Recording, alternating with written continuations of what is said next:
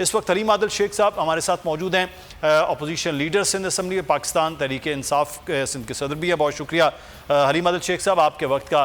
शेख साहब, सिंध हुकूमत कहती है कि ज़्यादती हमारे साथ पिछले 3 साल से वफाक कर रहा है कि हमारे हिस्से का पैसा भी NFC में नहीं दिया जा रहा, लेकिन आप कभी थरपारकर के RO प्लांट की बात कर रहे होते हैं, कभी स्कूल के बच्चों के डेस्कों की चीज़ें ला रहे होते हैं। वो कह रहे हैं जितना हमारे पास हम उससे बढ़कर कर रहे हैं, और यही वजह है वो सिंध हुकूमत कहती है कि हम पर लोगों का एतमाद भी बढ़ रहा है कि पहले कराची जैसे शहर में हमारी सीट्स क्या थीं अब क्या हैं, कराची जैसे शहर में पहले हमारे बल्दियात में वोट क्या थे अब क्या हैं। वहाँ तो वो कह रहे हैं हम बेहतर हो रहे हैं, आप रोज़ कोई स्कैंडल की बात ले आते हैं। देखिए, मैं समझता हूँ कि सिंध हुकूमत क्या कह रही है, क्या नहीं कह रही, क्यों कह रही है, क्यों नहीं कह रही, वो उनका हक़ है उन्हें अपनी सफाई पेश करने का, अपनी बात करने का। लेकिन अगर वो कहते हैं कि पैसे नहीं मिल रहे, तो मैं बताना चाहता हूँ कि पिछले 13 साल में 8,900 अरब रुपए सिंध हुकूमत को मिले हैं NFC अवार्ड के तहत, और टैक्सेस के टोटल जो बजट आया 8,900 अरब रुपए पिछले 14 साल में, 13 साल में। और जहाँ अगर तालीम की अगर जिक्र कर दूँ, सिर्फ 1450 अरब तो सिर्फ तालीम पर मिले हैं।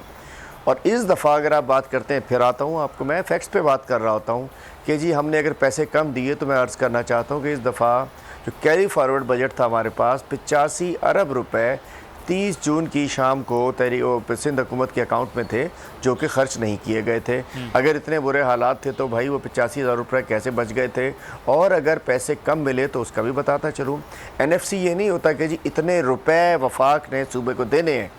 NFC होता है कि जी जितनी टैक्स कलेक्शन होगी उसके लिहाज से शेयरिंग है जो कि सूबों को देनी होती है, जो कि अराउंड 58% जो है वो सूबों को चली जाती है वफाक की तरफ से।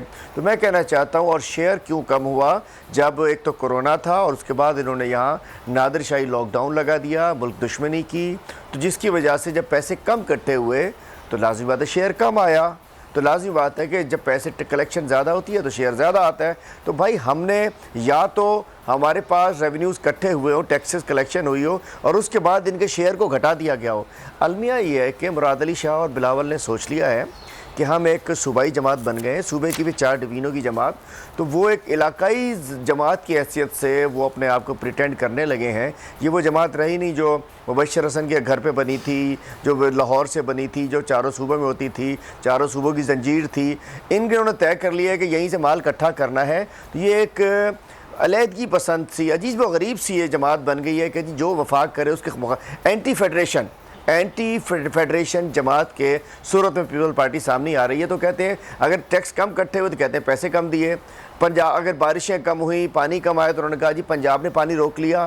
तो बहुत सारी इनकी एक स्ट्रेटजिक तरीके से ये मतलब एक इलाकाई ज़बान के तौर पे इमर्ज करना चाह रहे हैं, इसलिए इल्ज़ामात लगाते हैं। मैं कहना चाहता हूँ मैं गलत नहीं लगाता हूँ। बात यह है कि अगर डेस्कों का इशू ले लीजिए, क्या गलत किया।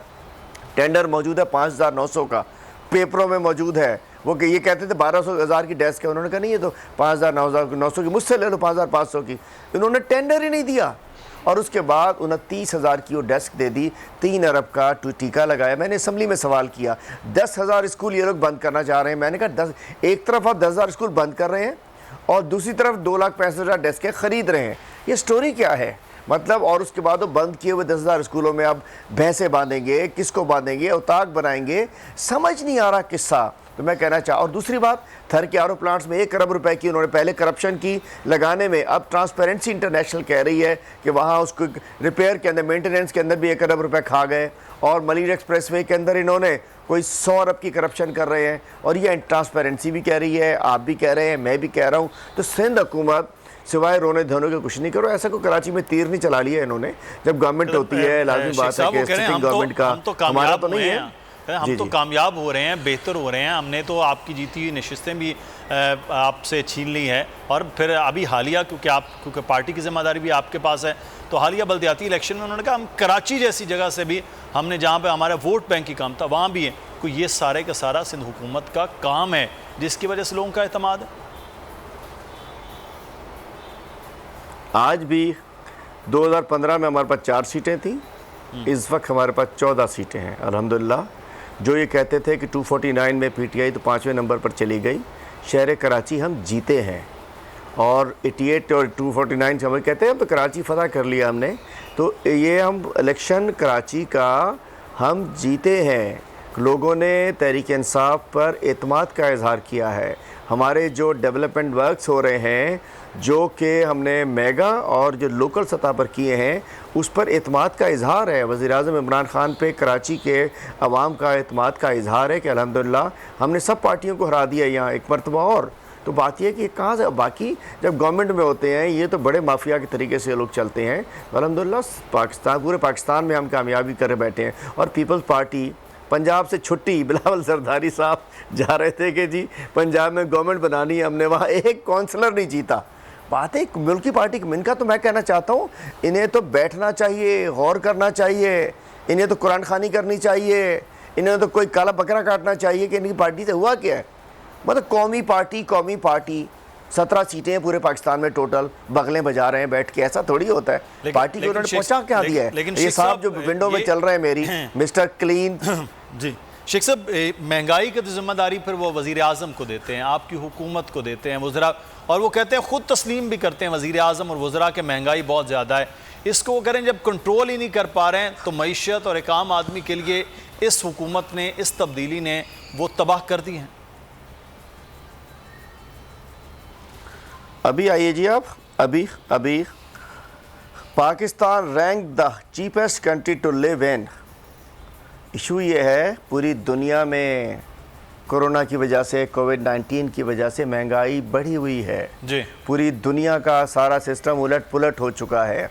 हमें ये कोरोना का 19 में 18 में, मैं 19 में कोरोना आ गया, तो बात ये कि मैं अभी मेरे व्हाट्सएप के ऊपर पड़ा हुआ है कि पाकिस्तान सबसे इस वक्त भी सबसे सस्ता मुल्क है रहने के लिए। जब तक इस बड़ी मुसीबतों से हम गुजरे हैं उसके अंदर, तो मैं समझता हूँ कि ये महंगाई लाजिम बात है पूरी दुनिया में, अमेरिका में सबसे ज़्यादा है। चूँकि कोरोना आ गया, नकलो हमल ख़त्म हो गई, डॉलर ऊपर चला गया, पूरा अजीब व गरीब काम हो गया है ना, कहीं कुछ हो गया, कहीं कुछ हो गया, इकॉनमीज़ बंद हो गई, शहर बंद हो गए, एक्सपोर्ट्स बंद हो गई, इम्पोर्ट्स बंद हो गए, एक अजीब सी सूरत हाल थी।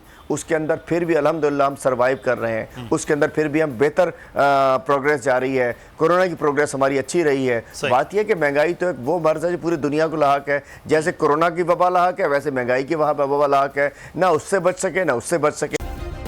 सब्सक्राइब करें और बेल दबाएं ताकि कोई खबर रह न जाए।